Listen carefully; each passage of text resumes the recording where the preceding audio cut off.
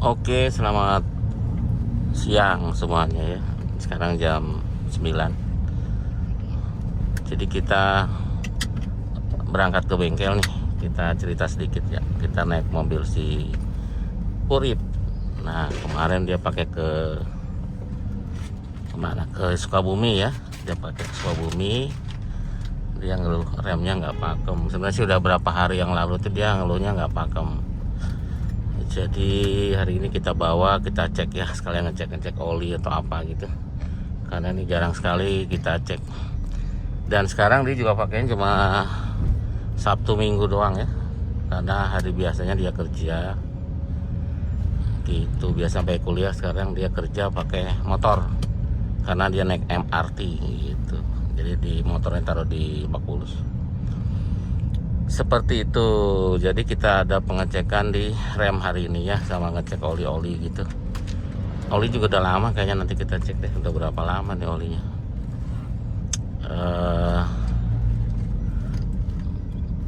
So far so good ya, dia pakai, tidak ada kendala-kendala gitu aja ya. Kendala-kendala gitu, maksudnya kendala yang biasa aja gitu, tidak bikin apa-apa ya. Karena ini nggak pernah dicek juga ya, udah lama gitu. Dan ini memang nggak pernah dipakai keluar kota juga, karena sayang suspensinya mahal kalau rusak ya. Jadi dalam kota aja, yang aspal aja, terus yang tol aja gitu. Kayak kemarin dia pakai touring ke Sukabumi sama komunitasnya. Seperti itu. Nah, kita juga ada proyek itu ya, proyek yang 406 yang kita ambil dari Bandung. Nah itu juga proyek nyantai ya, soalnya perlu biaya untuk perbaikan.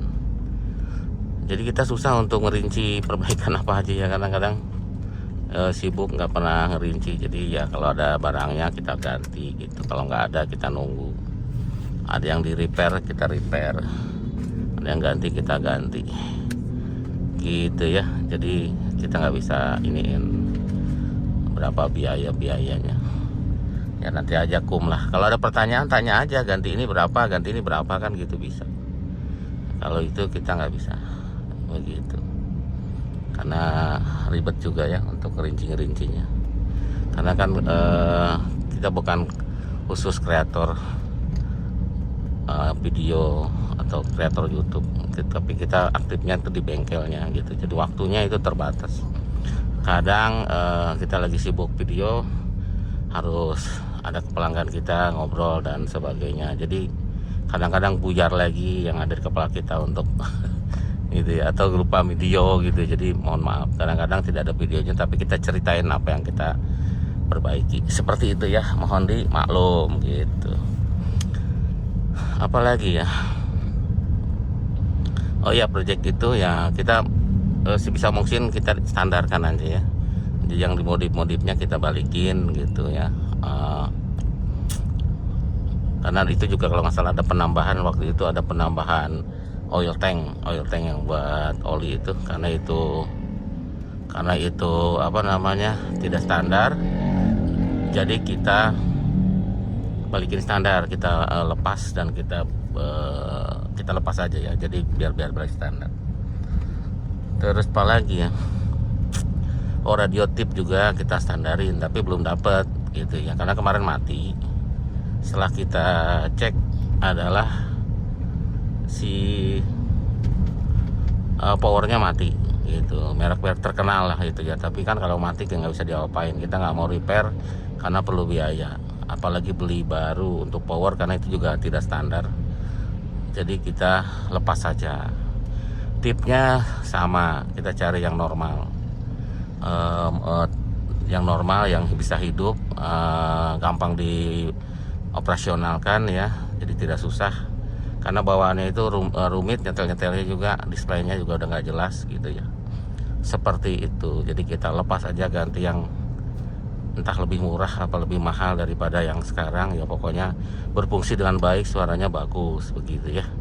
Nah nanti kalau misalkan ada yang orsinilnya mobil itu, siapa tahu ada yang orang jual murah, kita pasang biar lebih standar begitu.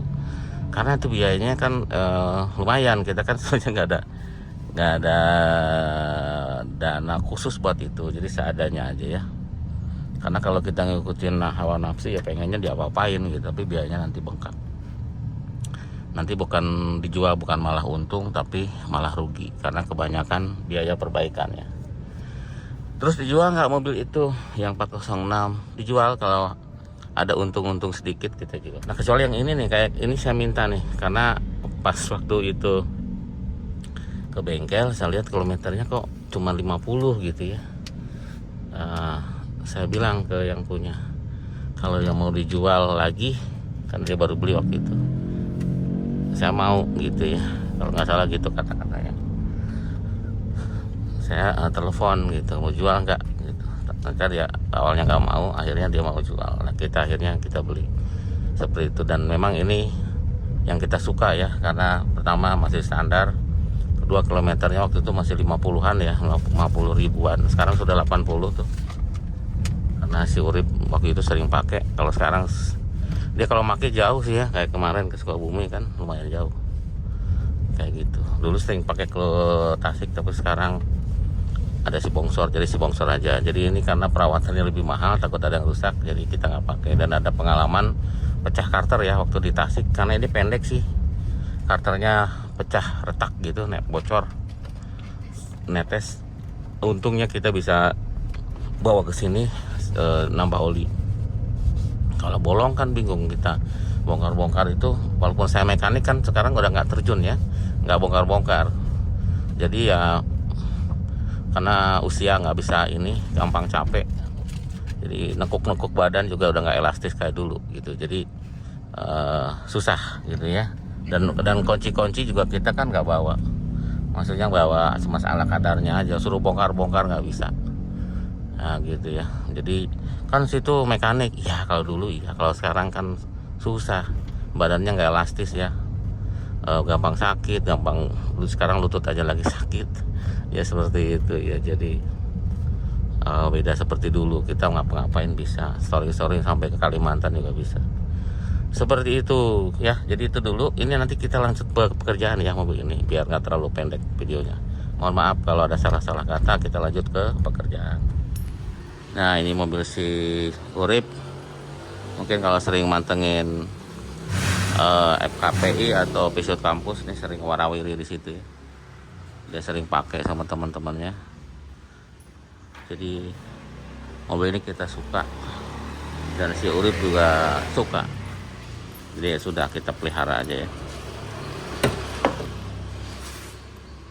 Karena ini masih, menurut saya sih masih cukup orsinil, joknya juga masih bagus, bawaan dari pabriknya seperti ini ya. Dan wangi joknya itu, wangi kulitnya itu masih berasa.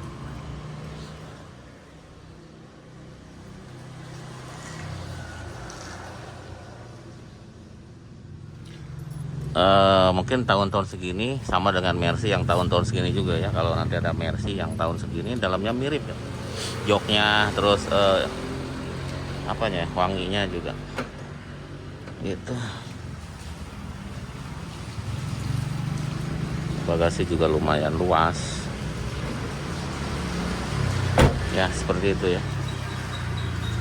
Jadi nanti kita mau cek remnya nih. Yang belakang sih kelihatan masih tebal, yang depan juga tebal. Mungkin karena ketuaan kali ya, karena ketuaan jadi dia keras. Jadi kalau rem mendadak dia hampir nabrak, katanya keras. Nanti kita ganti aja, kita lihat dulu, kita buka, nanti kita ganti, kita ketok-ketok aja. Kalau keras kan berasa, biasa sih keras. Seperti itu ya. Mobilnya lucu. Dulu mobil ini bentuk gini tuh nggak suka ya, moncongnya panjang, sering nyangkut. Kok gini sih Pisut bikin mobil gitu. Tapi sekarang suka. Terus mungkin kalau dulu nggak punya duit masalahnya, mungkin nggak bisa kebeli ya. Setelah murah kita bisa kebeli, jadi suka. Dan masih banyak sih yang bagus-bagus yang masih orang pelihara ya. Cuma ya itu spare partnya apa namanya ya, spare partnya tuh mahal. Spare partnya mahal. Jadi dan jarang juga, yang ori juga susah. Ya, jadi itu mungkin orang yang kadang-kadang kalau nggak sabar nggak mau pelihara mobil ini. Tapi kalau mungkin dapat kilometer yang rendah, perawatannya bagus, kenapa enggak gitu ya. Ini sih masih standar. Di sini ada tulisannya si timing belt diganti 2013. Kita udah ganti ya, waktu pertama kita ambil udah ganti. Jadi bukan 2013 lagi. Ada di komputer, udah kita tulis. Nah, semuanya itu standar. Dan kita pekerjaan yang berat waktu itu adalah cuma ganti seal itu aja ya, seal crankshaft ada yang bocor, sealnya kita ganti. Itu berat karena banyak banget yang harus dibuka gitu ya. Ini semua dibuka, bawah dibuka. Sebenarnya kita males buka-buka, takut rusak. Namanya dibuka kan ada yang jadi kendor, jadi apa gitu. Walaupun hati-hati ya, kan umur juga nggak bisa ini ya. Ini udah tua, maksudnya udah 2007. Sekarang 2023, 2025, sudah 18 tahun. Lama. Oh ya, ini airnya masih cukup, oli barusan saya cabut masih cukup, terus minyak rem masih cukup. Jadi ya itu nggak diapa-apain ya, pembel juga kelihatan masih oke. Jadi mesin kita nggak apa-apain karena tidak ada keluhan juga. Nah ini kayaknya udah keras kata, jadi kita ganti aja tuh.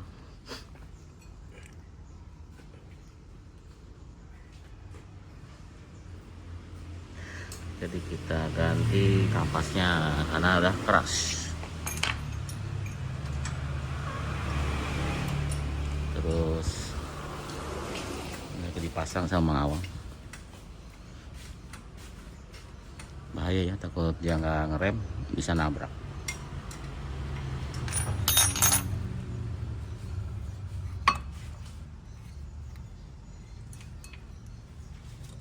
Mantap, kerja kok sambil ngerokok. Kalau ngedepit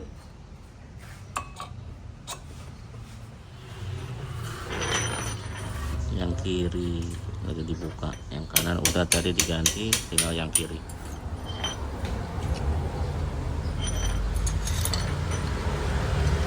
Kalau di stick masih tebal ya, karena kan kilometernya masih rendah, si piringannya masih oke, masih mantap.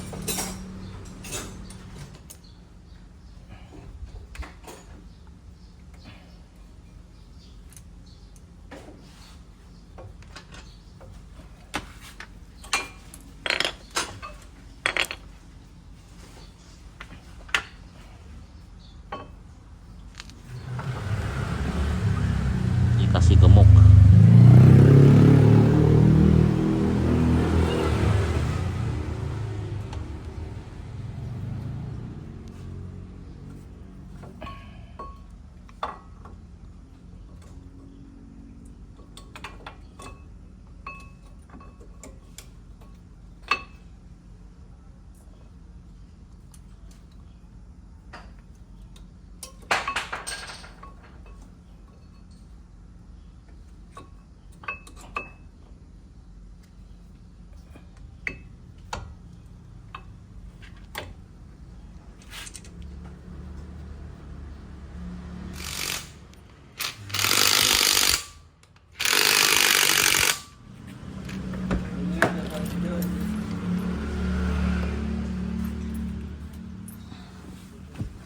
Jadi harus diinjak-injak dulu ya. Kalau setelah diganti kampas, hidupin, terus diinjak-injak.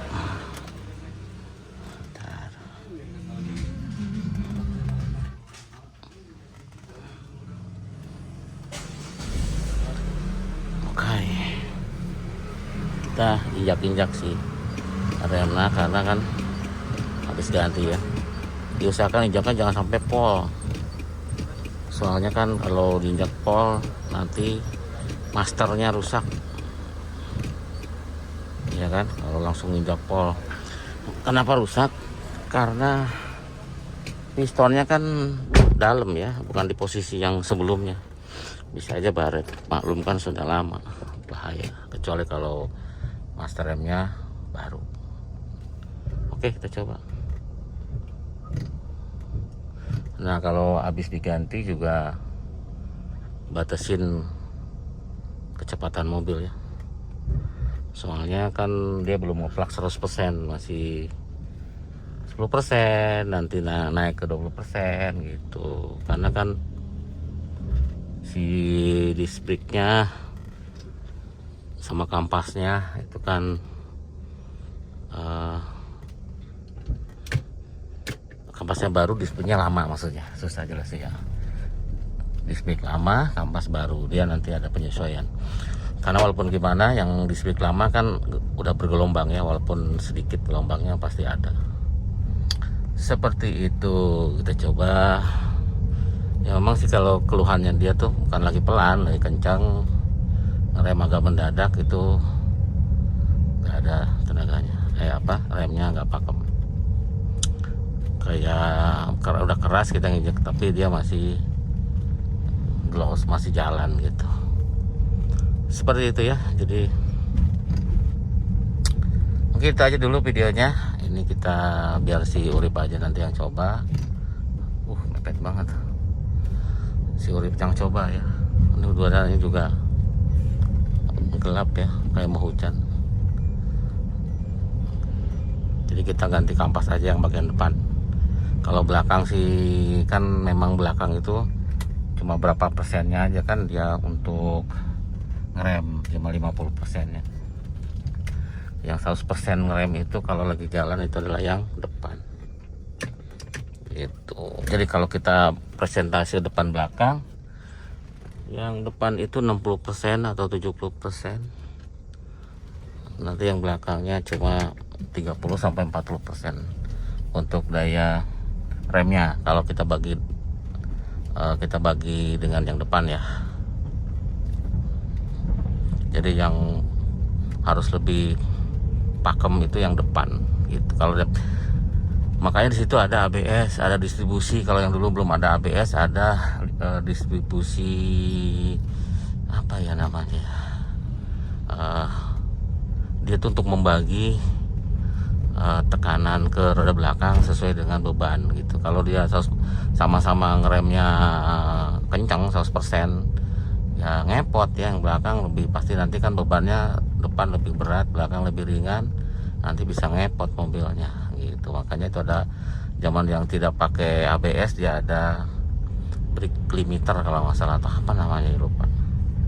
Terus kalau yang belakang kalau yang sekarang kan sudah ABS. Kalau ABS ya ABS-nya yang ngatur. Seperti itu. Oke, terima kasih, sampai jumpa lagi di video berikutnya.